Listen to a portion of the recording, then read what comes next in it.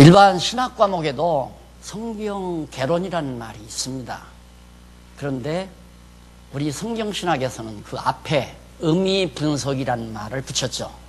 그게 굉장히 깊은 뜻이 담겨져 있습니다. 의미 분석이라는 말은 대부분은 이제 성경 신학 해가지고 성경 개론 해가지고 성경을 하나하나 분해해가면서 공부하는 그런 과정에서 일반적으로는 내용분해라고 합니다. 내용분해.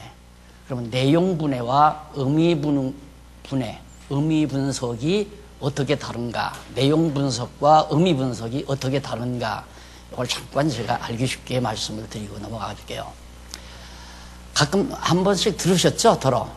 눈이 펄펄 나리는 날 소녀 둘이 있었는데 하나는 창밖으로 내리는 한방눈을 바라보면서 눈물을 철철 흘립니다. 한 소녀는 그 눈을 바라보면서 미소를 짓습니다. 이 비유가 도대체 무슨 의미를 말하려고 하는가 할 때에는 내용이 달라집니다. 그러나 내용 분해를 하게 되면 주어가 둘 아니에요?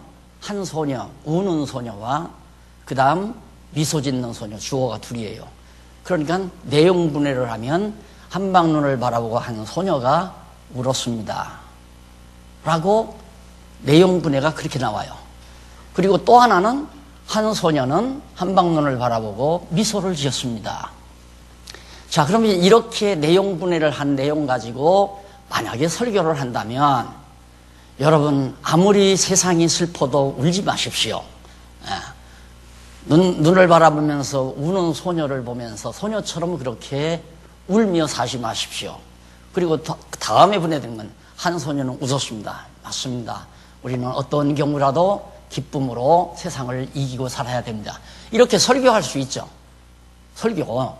그러나 내가 그 말을 하는 데는 바로 무슨 의미가 담겨 있느냐면 똑같은 하나의 객관적 사실이지만 눈 내리는 객관적 사실이지만 보는 사람의 견해에 따라서 각각 결과가 달리 나타난다. 이걸 말하려고 하는 의미를 담고 있어요. 그러니까 의미 분석할 때는 둘을 따로따로 나누면 안 돼요. 하나로 붙여야 돼요. 그렇죠? 우는 소년과 웃는 소녀의 내용을 하나로 붙여야 돼요. 거기다가 하나를 더 덧붙인다면 한 소녀는 한방눈이 쏟아지는 모습을 창가로 내다보면서 하나님을 찬양했습니다. 바로 그 결론을 도출시키려고 제가 앞에 두 소녀의 얘기를 한 거거든요. 그러니까 똑같은 사태지만 보는 사람의 견해가 각각 다르잖아요. 어떤 사람은 웃고 어떤 사람은 울고 어떤 사람은 하나님을 찬양하고 전혀 다르단 말입니다. 그게 왜 그러는가? 보는 견해가 달라요. 견해가 왜 다른가? 이 뇌리 속에, 뇌 속에 담겨져 있는 기존 정보가 달라요. 우는 소녀는 눈 나리는 날 자기 남자친구가 교통사고로 죽었어요. 이 정보가 있기 때문에 눈만 나리는 걸 보면 눈물이 나와요. 그 다음 웃는 소녀는 펑펑 눈 나리는 날 첫 남자친구를 만나서 사귀게 됐어요. 그러니까 웃게 되죠. 그런데 이 머릿속에 첫 남자친구를 만났다든가 첫 남자친구가 교통사고가 났다든가 그런 정보가 아닌 여호와 아는 지식을 가지고 있는 소녀는 와, 정말 하나님의 놀라운 솜씨 정말 아름답다. 그래서 하나님을 찬양하게 된다 이 말이죠. 그게 의미 분석이라는 말이에요. 그러니까 의미 분석을 무시한다고 하는 건 성경 잘못 보는 거예요. 내용 분석을 하다 보니까 성경이 갈기갈기 다 찢어져요. 연결이 안 된다 이 말입니다. 그러면 이제 내가 말한 세 소녀의 얘기는 다 연결이 되잖아요. 의미적으로 연결이 되잖아요. 그런데 내용 분석을 하면 세 소녀의 내용이 갈기갈기 다 찢어지죠. 다 따로따로가 된다 이 말입니다. 그래서 학자들이 성경을 내용 분석만 하다 보니까 소위 문서설이라는 성경관을 내놓게 된 거예요. 다시 말해서 이런 내용 저런 내용을 잡지처럼 잡동사니처럼 이렇게 주워 모은 것이 성경이다. 그렇게 보는 게 지금 현대 신학자들의 견해거든요. 문서설, 각종 문서들을 모아놓은 것이다. 실제로 성경을 내용적으로 보면 그런 거 같으니까 이 말 했다가 저 말 했다가 금방 문둥병 고쳤다가 금방 바리새인들 책망했다가 그다음 여기 가서는 안전병이 일으켰다가 이런 얘기 저런 얘기들 복음서만 해도 다양하게 자꾸만 나오니까 이걸 의미적으로 정리를 못하는 거예요. 근데 놀랍게 성경신학에서는 성경을 의미로 분석하다 보니까 일맥상통한 하나의 논리체계가 나온 거죠. 그러니까 여러분, 성경 보고 말한다고 해서 성경적인 게 아닙니다. 성경적으로 얘기한다고 해서 성경적으로 얘기한다 해서 성경 내용적으로 보면 예를 들어 아브라함의 역사, 이삭의 역사, 야곱의 역사 어떻다는 얘기입니까? 아브라함의 역사, 아브라함은 믿음으로 말미암아 의롭다함을 얻은 자입니다. 그러니 우리는 잘 믿어야 하나님께서 의롭다고 해주십니다. 그렇게 얘기 나올 거 아니에요. 이삭은 정말 믿음으로 그도 역시 아버지를 닮아서 믿음으로 말미암아 의롭다함을 얻은 자입니다. 그리고 자기를 온전히 제물로 드리도록 순종한 자입니다. 여러분, 하나님 앞에 순종 잘해야 복받고 삽니다. 맞잖아요? 아브라함이 가자니까 이삭이 순종하고서 제물로 죽기 위해서 순종하잖아요. 이게 내용 분석에 의한 설교란 말입니다. 설교. 그러니까 내용 분석을 통해서 성경을 가리키는 건 설교고, 의미 분석을 통해서 성경을 가리키는 것은 설교가 아니라 강론이에요.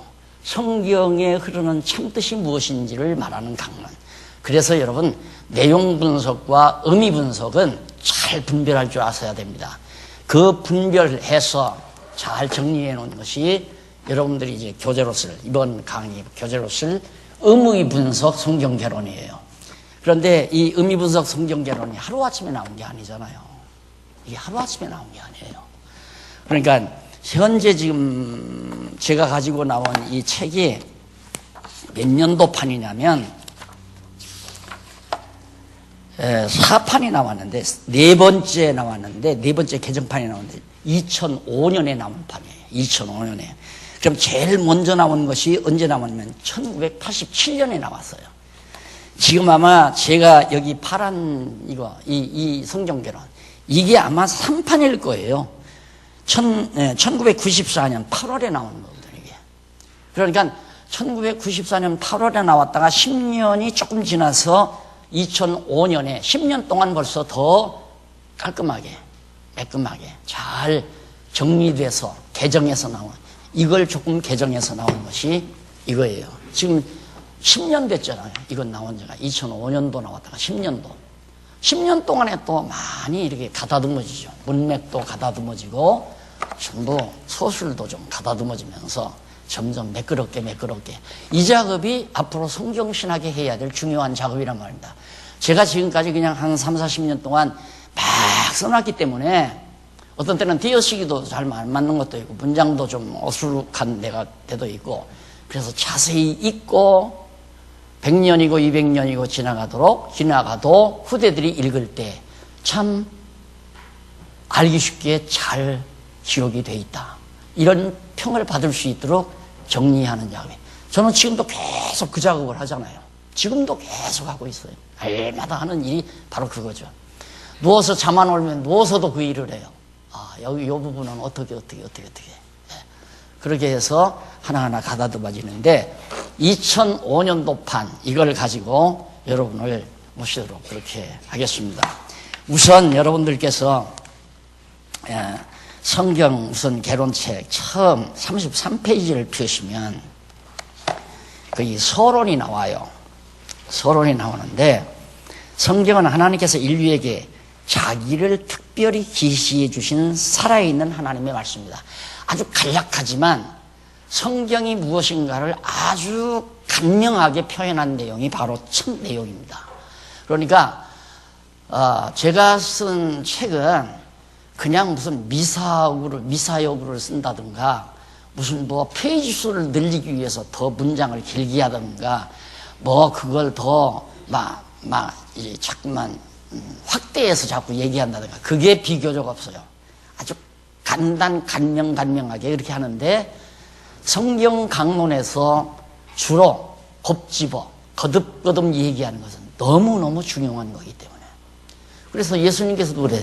진실로도 얘기는 아주 중요한 얘기는 진실로 한 번만 해도 되는데 진실로 그러잖아요. 그리고 한 얘기 또 하고 한 얘기 또 하고. 왜? 너무너무 중요하니까. 그래서 강론집에서 반복하는 것은 매번 저도 그걸 빼고 싶어요. 빼고 싶었는데 도저히 뺄 수가 없어요. 빼면 독자들이 오해할까 봐서 잘못 생각할까 봐서 그래서 독자들을 다시 한번 환기시켜서 모시고 가기 위해서 한 얘기 또 하고 한 얘기 또 하고 한 부분이 있는데 그것은 책의 페이지 수를 늘리고자 하는 욕심이 전혀 아닙니다. 그건 오해 없기를 바라고요. 여기 성경이라는 게 도대체 뭐냐? 하나님께서 모든 인류에게 자기를 특별히 계시해 주신 누구를 자기란 말은 하나님 자신을 계시한 거다 이 말입니다. 그러니까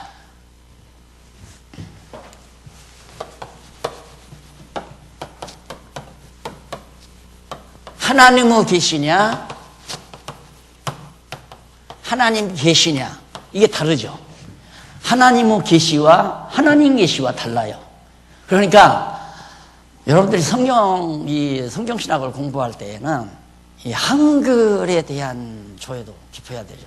요즘에는 보통 고등학교 다 나오시고 대학은 일반적으로 다 나오셨으니까 제가 그런 문제에 대해서 많이 언급을 안 했는데 이번에 강론집을 이 개론을 요청하는 분이 좀 그런 세세한 부분을 좀 말씀해 줬으면 좋겠다 하는 요청을 하시더라고요.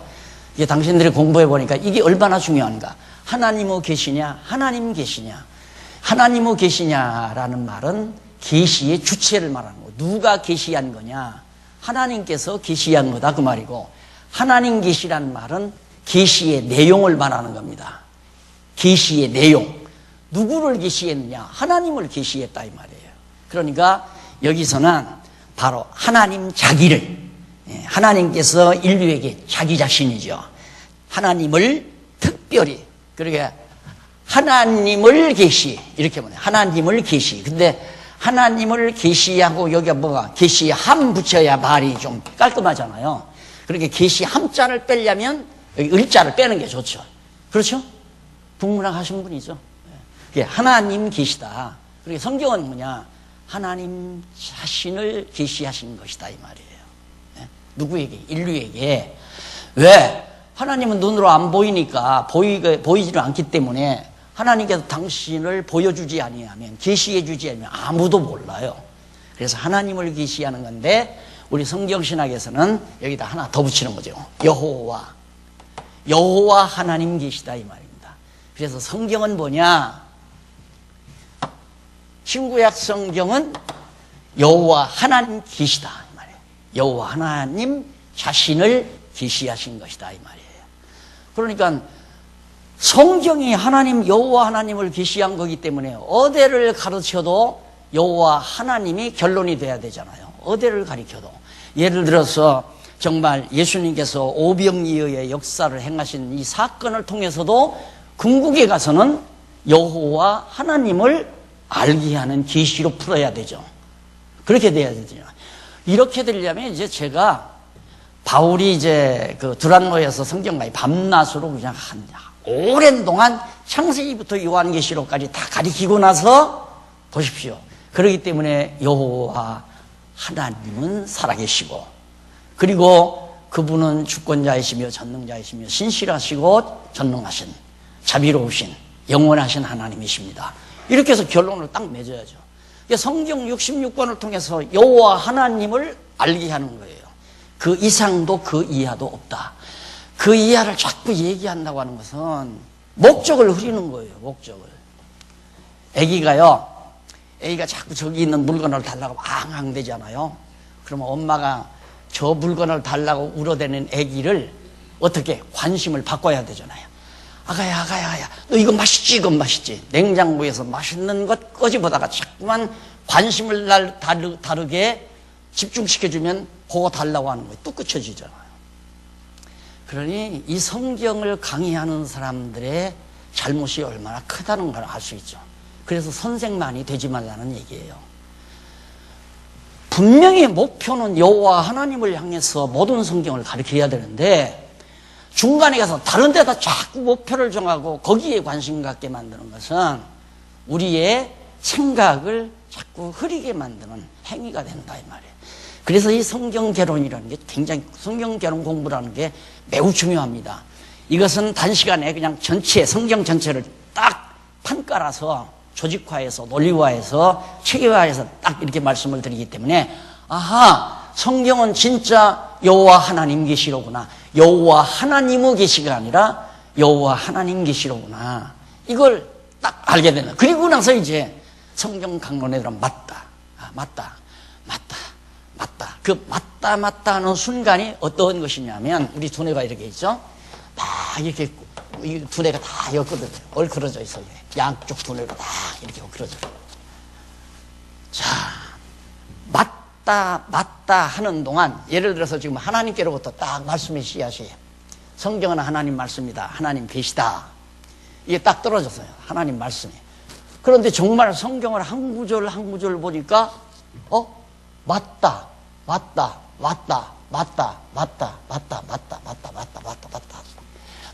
하는 동안 계속 뭐가 열려요? 뇌의 파장이 쫙쫙쫙쫙 연결되어 가는 거예요. 이게 왜 우리가 답답하냐? 아이고, 답답해 죽겠네. 뭔가 해결이 안 되니까 답답하다는 얘기예요. 이게 해결이 안 된다는 말은 뇌의 인식 구조가 딱 맥힌다는 거. 이거 뭘까? 중간에 가다가 이게 딱 의문이 생긴다. 그럼 벌써 이 나머지의 뇌파는 멈추는 거예요. 이게 소통이 안 되니까. 그런데 성경 읽으면 읽을수록 맞네. 정말 여호와 하나님 계신 맞네. 맞다. 그런 동안 뚫려서 쫙 내가 팍 뚫리니까 그걸 총명하다고 하는 거예요. 총명. 명철 총명.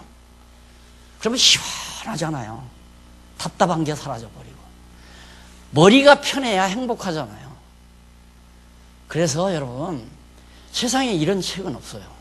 이런 책도 없고 이런 논리도 없고. 그래서 그동안 제가 한 30년 동안 우리 장안중앙교회 목회하는 동안 주일날만 좀 죄송합니다. 찔끔 여기서 조금 저기서 조금 이러다 보니까 이게 정리가 안 된 거예요. 이게 뇌가 하나로 관통이 쫙 안 터져 버렸어요. 그러니까 이 물질이 들으면 이건 아니다 당장 해야 하는데 이 물질이 들어오는데도 그냥 끄덕끄덕 하고 있다 이거예요. 이거 아닌데도 끄덕끄덕해요. 왜? 언약성취 얘기하니까. 그거 아니라니까. 착각하면 안 돼요. 예? 그러니까 이제 지금 처음부터 제가 말씀드리는 거 꼭 기억해서 하셔야 돼요. 내용 분석을 하면 큰일 난다. 맥혀요. 내용 분석을 하면. 토막토막 잘라놓으니까 내낄 거 아니에요. 아브라함의 역사, 이삭의 역사, 야곱의 역사, 요셉의 역사, 이거 모세의 역사, 이게 다 나눠놓으니까 토막토막 다 잘라져 버리잖아요. 이게 연결이 안 된다 이 말이에요. 내용 분석을 하면. 그러나 의미 분석을 하면 우는 소년이나 웃는 소년이나 하나님을 찬양하는 소년이나 모두가 견해가 얼마나 중요하다는 얘기를 하기 위해서 박용기라는 사람이 그 말을 했구나. 맞잖아요. 그래서 제가 성경 강론을 다 쓰고 나서 이 성경 강론의 특색 중에 하나가 뭐냐면 성령께서 이렇게 기록하기 한 본디 의미가 무엇인가를 찾으려고 노력했다 이 말이에요. 이 말씀 가지고 성도들을 어떻게 교훈해서 충성하게 만드나, 이건 전혀 아니에요. 그건 아니에요.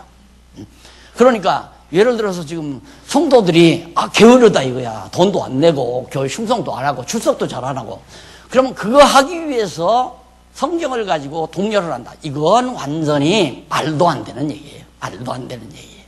성경은 그런 데다 쓰라는 게 아니거든요. 그러니까 성경은 하나님이 어떤 분이신가, 살아계신가, 어떤 하나님이 살아계신가를 보여주신, 계시하신 내용이 성경이다. 그러므로 성경 어디를 읽든지 바로 하나님을 설명하고 하나님 살아계심을 알려줘야 되고, 그래야 믿음이 생길 거 아니에요. 그래야 하나님 여호와 경외하는 마음이 생기고.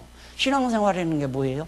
예수를 그리스도로 믿고 여호와 하나님, 살아계신 여호와 하나님을 경외하며 섬기는 것이 신앙생활 아니에요. 그 이상도 그 이하도 없어요. 간단해요.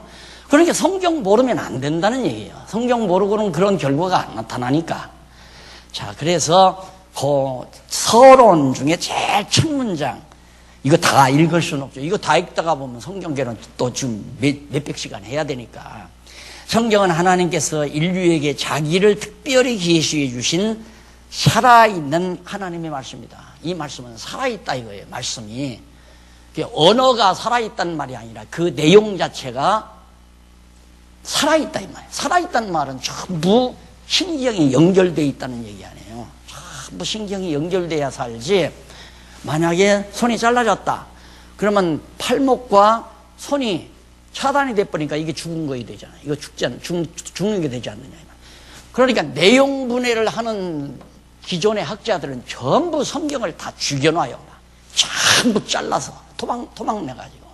근데 의미 분석을 했단 말은 모든 내용을 하나로 전부 연결되게 만들어요. 그게 신경이 연결되고 핏줄이 연결되니까 살아있는 거죠. 그래서 하나님의 말씀 스스로가 우리 안에서 운동하는 겁니다. 역사하는 거고. 그러니까 우리들이 하나님 말씀을 공부하는 것은 하나님의 생명의 말씀이 우리의 생명력을 주관해 가도록 하는 결과를 우리가 맛보게 된다는 얘기예요. 성경을 알면. 그렇게 엄청난 보고가 성경 안에 담겨 있다. 그래서 두 번째 문단에 보면 성경은 그 내용이 통일성이 있는 일관된 논리체계를 가지고 있으며 의미 분석을 하니까 뭐 쫙쫙 모든 두뇌, 막 복잡한 두뇌의 기능들이 하나로 뻥 뚫리는 거죠. 쫙. 그래 답답한 곳이 없다. 답답한 곳이 머리에 맥혀가지고 이거 이 문제를 어떻게 해? 도저히 해결할 수 이런 게 없다 이 말이에요. 뻥 뚫려가지고. 그러니까 개운할 거 아니에요. 머리가 항상. 그런데 이게 이제 말씀을 듣다가 이게 좀 여기가 막 땅땅 굳어가지고 다 차단이 됐어요. 말씀을 듣다가 여기까지 와서 이게 뚫리려고 한다 이 말이에요. 머리가 지끈지끈 아픈 거죠. 꽉 막혔는데 하나님의 말씀의 능력이 그냥 송곳처럼 막 찔러 쪼개려고 꽉 말씀의 능력이 찔러 쪼개니까 머리가 아파서 못 들어요. 머리가 지끈지끈 아프죠. 왜? 자기 생각이 무너나잖아요. 내가 지금까지 고집 부리던 고집이 다 무너나려니까 얼마나 머리가 아프겠어요. 그래서 말씀 못 들어요. 그런 사람들은. 그러니까 목회를 해보면 앞에 앉았다가 살살 뒤로 가는 사람 틀림없이 언젠가 사라져요. 앞에 앉으면 괴로우니까 살짝 뒤로 가요. 가다가 저 뒷자리에 앉았다가 영 못 견디면 그냥 포기해버리고 말잖아요. 그게 살아있는 말씀의 운동력이에요. 그래서 지난번 배웠지만 본방 공부 시간에 배웠지만 말씀을 가르쳐 교회를 다스린다고 그랬잖아요. 그게 말씀의 능력이 대단합니다. 정말. 그래서 정말 여러분들이 이번 기회에 성경 개론만이라도 정말 의미 분석이라는 게 굉장히 중요한 거구나.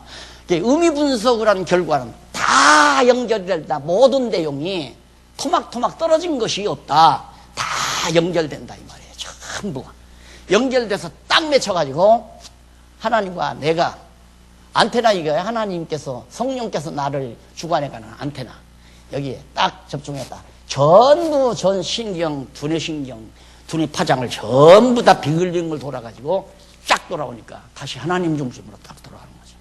그러니까 총명하고 명철해질 수밖에 없다. 이게 지혜의 결과예요. 여호와 하나님을 경외하는 지혜의 결과. 자, 그 정도만 이제 서론에서 우리 밝혀보고요.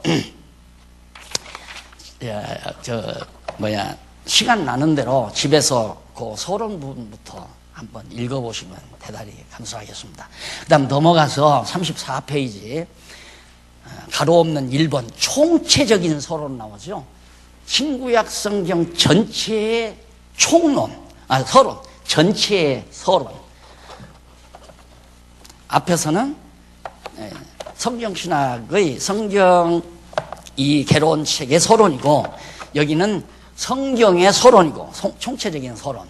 거기 보면 성경 개론 후 총체적인 서론에서는 부분적이며 구체적인 내용들은 피하고 구체적인 내용 요셉이 팔려가고 가서 감옥에 갇히고 이런 내용들은 다 피해요. 총괄적이며 개괄적인 서론 내용만을 취급하므로 성경의 총체적인 시각을, 성경을 어떤 시각으로 바라볼 것인가. 자, 이렇게 나와요.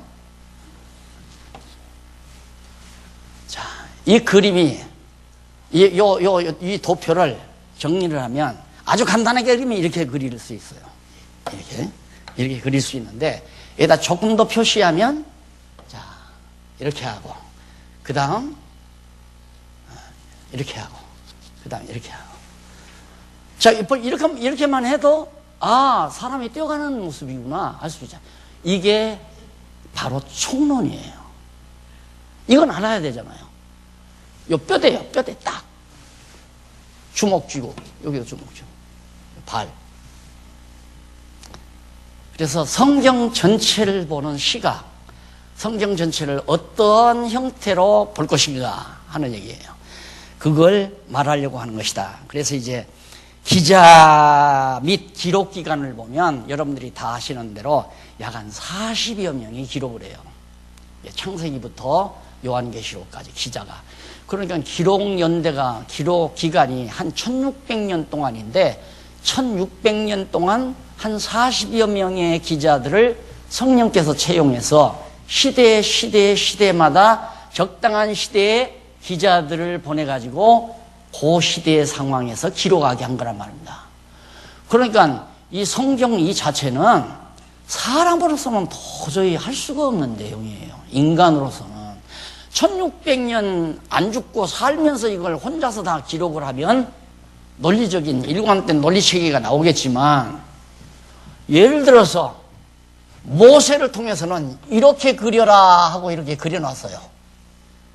그 다음, 그게 이제 신명기까지란 말입니다. 그 다음에 여호수아를 통해서는 이렇게 그려라 하고 내놨어요. 그러니 여기만 그렸을 때도 모르고 여기만 그렸을 때도 뭔지 모르잖아요. 그냥 기록하라니까 여호수아는 그렇게 기록을 했고 모세도 그렇게 기록한 거예요. 그 다음 뭐 사무엘도 마찬가지고 뭐 각 모든 마태도 마찬가지고 누가도 마찬가지고 각각 성령께서 기록하라는 대로 기록을 딱 했는데 맞춰놓고 보니까 의미 분석을 통해서 맞춰놓고 보니까 딱 이 그림이 나온다 이 말이에요. 근데 내용 분석을 하면 이 그림을 못 그려요. 내용 분석을. 왜? 여호수아가 그린 요 그림만 이거 그리면 뭐예요 이거? 뭐 계단 그리다 끝났나?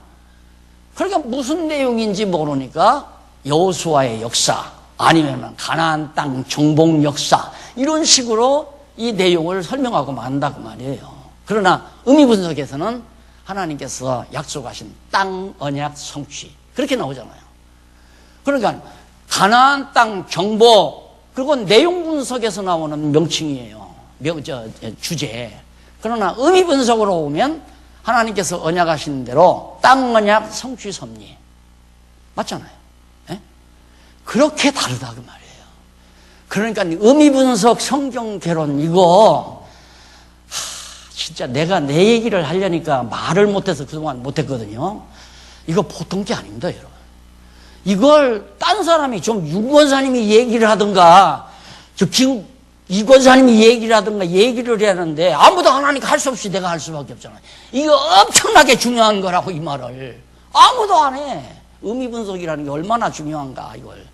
아니 더러 하는 분도 있지만은 예. 그러니까 아주 그냥 성경계로 우습게 하는 경우가 많다니까요. 우습게 하는.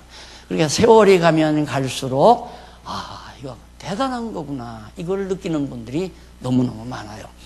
그래서 40여 명의 기자가 각각 부분적으로 뭐 이것만 그려놨다. 이게 뭐예요 이게? 이것만 따로 가지고 별아 별.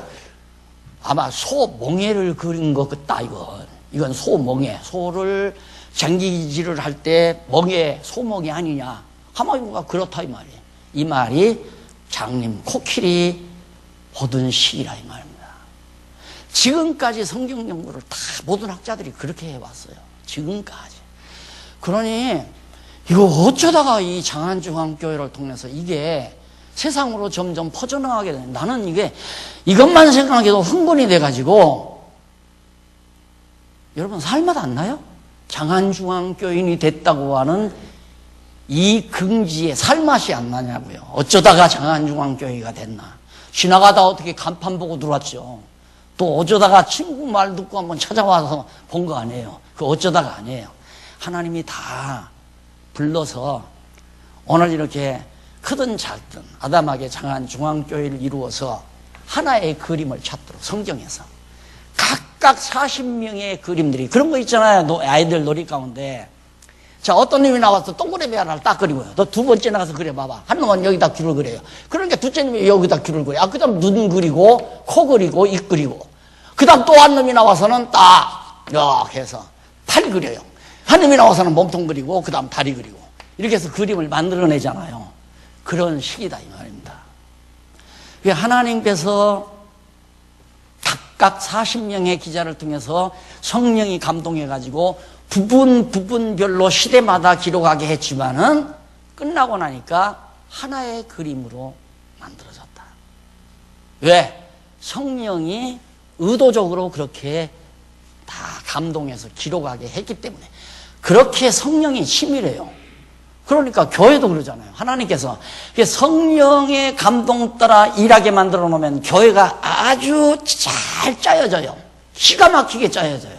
성령 감동 따라 일하도록, 성령 감동 따라 은사 따라 일하도록 하면 교회가 너무너무 아름답게 잘 이루어져 가요. 그런데 사람이 이쪽 데다가 여기다 붙이고 이쪽 데다가 여기다 붙이기 시작하면 엉망진창이 돼서 서로 싸우고 다투고 치받고 그 결과가 나오는 거죠. 어떻게 사람이 이걸 만들 수 있겠어? 40명의 사람이 뭘 알아서 아무것도 모르는데, 이것밖에는 모르는데. 그래서 40명의 기자가 1600년 동안에 걸쳐서 각각 분야별로 기록하게 했지만은 결과적으로 볼 때는 여호와 하나님이 계신 내용이더라, 이 말이에요. 놀랍잖아요? 너무 놀라. 이 얘기를 하면 목사님들, 특히 이번에 이제 연세대 대학원생들 한 30여 명이 모여서 공부를 했는데, 그런 양반들은 성경 바사하게 알잖아요. 성경은 다 목회하면서 이제 교회 돈 좀 있으니까 대학원에 입학해서 이제 학위 따려고 대학원에 들어간 사람들이니까 놀래죠. 까무러쳐 놀래죠. 아니까. 그래서 여러분 이제 아마 이제 지금 개론 공부하는 아마 감회가 다를 거예요, 여러분들이. 분명히. 왜? 그동안은 부분적으로 주일날만 와서 나한테 그냥 강의 듣고 몇십 년 살았잖아요. 부분별로는 잘하는데, 팔뚝은 이렇게 구부러졌다, 이쪽 팔뚝은 이렇게 구부러졌다, 이건 잘 알아요. 그런데 이 전체 그림에 대해서는 별로 자꾸 신경이 안 쓰여지고, 그러다가 보니까 내용 분석으로 들어가다 보니까 여호수아는 뭐냐? 가나안 땅 정복. 이러면 이제 맞지? 가나안 땅 정복. 근데 우리는 가나안 땅 정복이 아니라 약속의 땅, 하나님의 언약의 땅 성취 섭리 아니에요. 가나안 땅 들어가서 동편 땅 정복, 서편 땅 정복, 동편 땅 정복 이렇게 딱 해서 여호와 언약대로 이루시는 여호와 하나님을 계시하기 위해서 땅을 정복하게 하셨구나. 여러분, 믿어야 땅을 정복할 수 있습니다. 여호수아는 믿음으로 들어갔습니다. 믿어야 승리합니다. 그게 설교예요. 그게 설교. 안 믿어도 여호수아가 믿거나 말거나 가나안 땅을 누가 정복시켜요? 하나님이 정복시켜요. 그러니까 여호와 하나님께서 가나안 땅 정복하게 해주신다는 것을 깨닫게 하기 위해서 아이성은 실패하게 만들고, 가나안 땅은 그냥 돌기만 해도 다 정복하지만 아이성은 실패하잖아요. 조그만 도성은. 왜? 너들의 땅 정복하는 게 아니다. 나를 계시하기 위해서, 여호와 하나님 나를 계시하기 위해서 내가 그 땅을 정복시켜 준 거다, 이놈들아. 그 말이에요. 그 얘기를 해야 의미 분석대로 성경을 강의하는 거란 말입니다. 그러니까 성경에 내용이 있는 대로 말하면서 말하는 건 자칫 잘못하면 설교가 됩니다. 그건 빗나가는 거죠. 분석. 그래서 의미 분석이라는 말, 의미라는 말이 이거 아니에요? 뜻의 맛. 만미자고, 이건 뜻이 있자고. 그 가나안 땅 정복에 대한 내용의 진정한 뜻, 맛이 무엇이냐 그 말이에요. 의미가 뭐냐. 여호와 하나님께서 약속의 땅을 주신다고 땅 언약을 성취해 주시는 섭니다. 그 의미다 이 말이에요. 와, 진짜 여호와 하나님 계시로구나. 맞죠? 이제 그걸 항상 여러분 머릿속에 이거 놓치시면 가다가 이거 뭐냐 이게 나와요. 이제 살다가 이게 딱 붙여지면 한동안 골치 아프죠.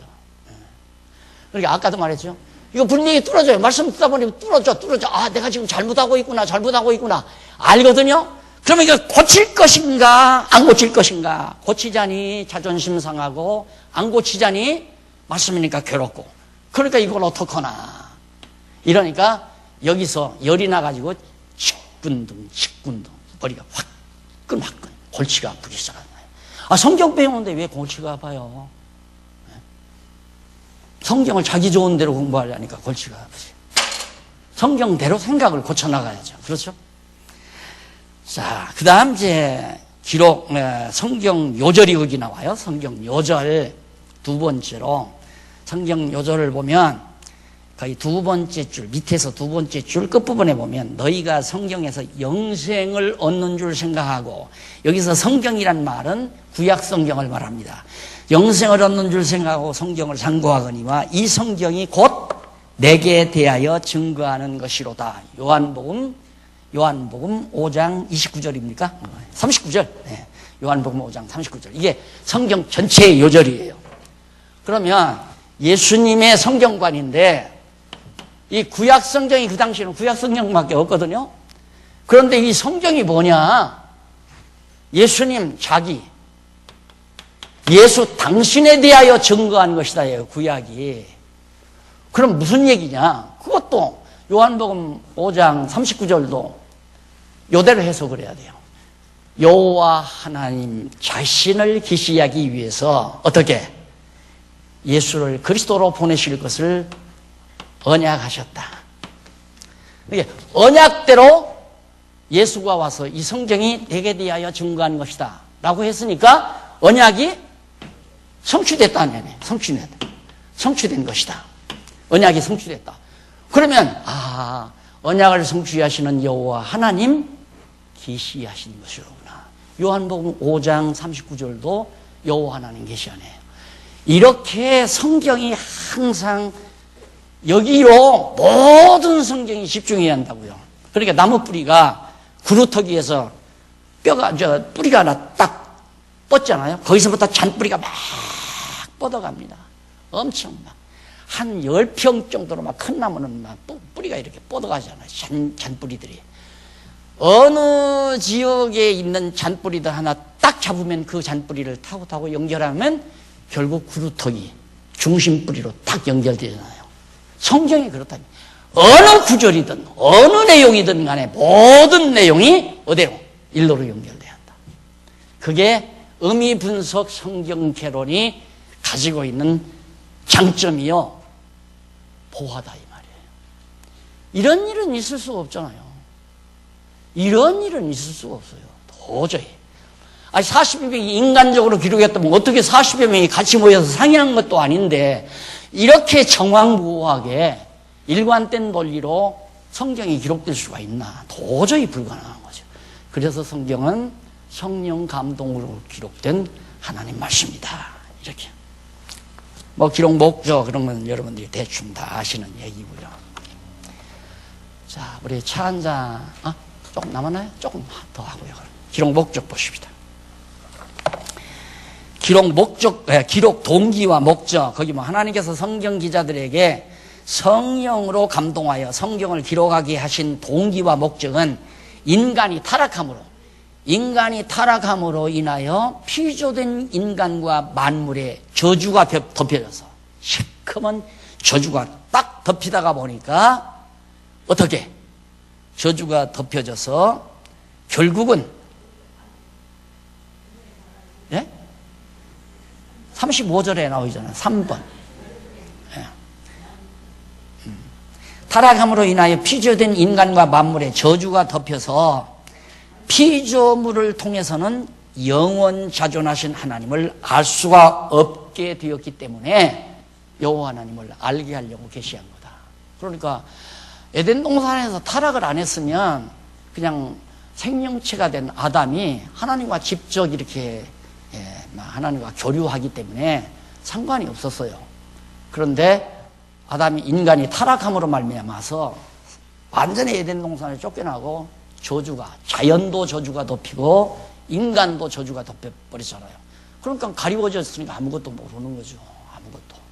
예, 우리가 이 자연도, 이 자연 만물도 저주가 걷어져 버리면 이것만 보고도 하나님 살아계신 거 충분히 알 수 있어요. 그러니까 거듭난 자가 아까 말했듯이 눈나리는 한방눈이 쏟아지는 것을 창가에서 내다보면서 하나님을 찬양했다는 것은 그 신묘막측하신 하나님의 섭리, 날씨가 차가워지면서 하늘로부터 하얀 눈꽃송이가 쏟아지는 모습을 볼 때, 와, 정말 하나님의 놀라운 솜씨이 아름답다.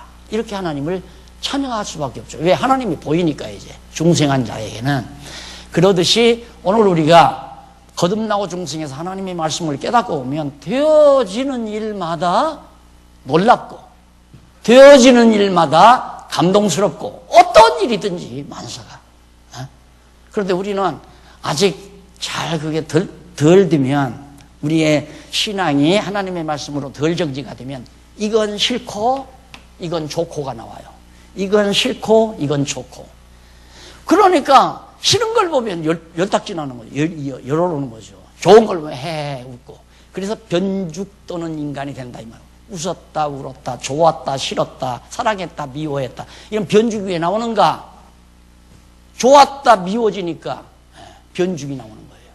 그러나 하나님의 말씀으로 딱 무장이 되면 다 되어지는 일마다 범사가 누구 뜻대로 돼요?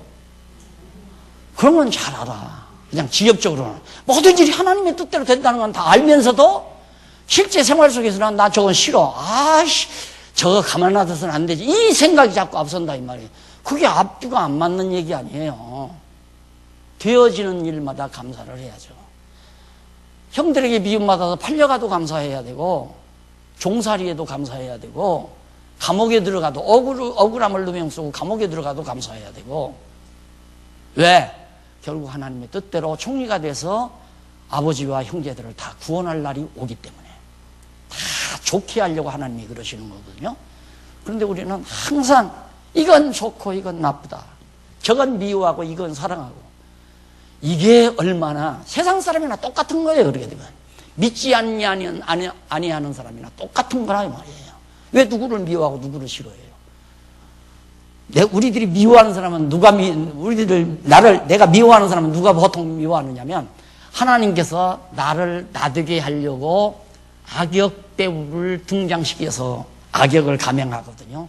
예를 들어서 내 자산을 축나게 한다거나 내 계획이 무너지게 한다거나 이런 일을 한다. 하나님께서 왜? 나를 나되게 해. 네 맘대로 안 돼 이 녀석아. 그걸 나에게 깨닫게 하기 위해서. 네 고집대로 되는 줄 아냐? 네 잘나서 되는 줄 아냐? 장안중앙교회가 박목사 네 잘나서 된 줄 아냐? 이런 걸 깨닫게 하기 위해서 상상도 하는 일이 일어나잖아요. 상상도 안 했던 일이. 누가? 하나님께서 그렇게 하는 거라요. 왜? 용기야, 네가 잘났으면 얼마나 잘났냐. 네 잘나서 되는 거 아니야. 네 고집대로 되는 것도 아니고 내 뜻대로 된다. 이걸 깨닫게 하기 위해서 하는 거기 때문에 어떻게? 아유 감사합니다. 이렇게 아유 감사합니다. 그러면 성경신학자예요. 그렇게 안 하면 성경신학자 아니에요. 막 짜증 부리고 막 화내고 막 자기 고집대로 하려고 하고 이건 성경신학자가 아니죠. 그렇게 되면 하고 싶은 대로 하라고 그러죠. 하고 싶은 대로. 여러분들이 하기 싫으면 말고 하고 싶으면 하고, 돈도 내고 싶으면 내고 내기 싫으면 말고, 봉사도 하고 싶으면 하고 하기 싫으면 말고. 그 말 귀가 탈탈 들었잖아요. 그 말은 뭐냐면 하나님이 시키는 대로 하라 이 말이에요. 하나님이 시키는 대로. 못하기면 안 하고 하게 하면 하는 거고. 나는 지금이라도 내일이라도 아니 오늘이라도 누가 힘센 사람들이 와서 날 담아내가지고 넌 마 여기서 강의하지 마. 나는 안 해요 그러면. 왜? 하나님이 그렇게 하신다고 생각하는 게 나 안 한다. 내가 왜 해요?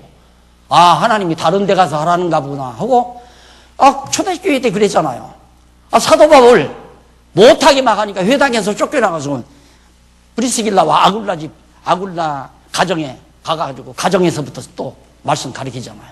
그걸 다른 데로 가려니까 하나님께 가지 말아라. 이성에 아직도 믿어야 될 사람 많으니까 내가 너를 잘 보호할 테니 가지 말라. 하나님이 하라면 하는 거죠.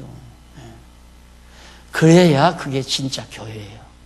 그래야 성경신학을 한 성도의 생활이고, 늘 자기 생각대로 해서 그냥 막 미워하고 증오하고 막 험담하고 있지도 않은 얘기 막 들썩대고 해가지고 자기 생각을 이루려고 하는 게 무슨 성경신학자예요, 그게.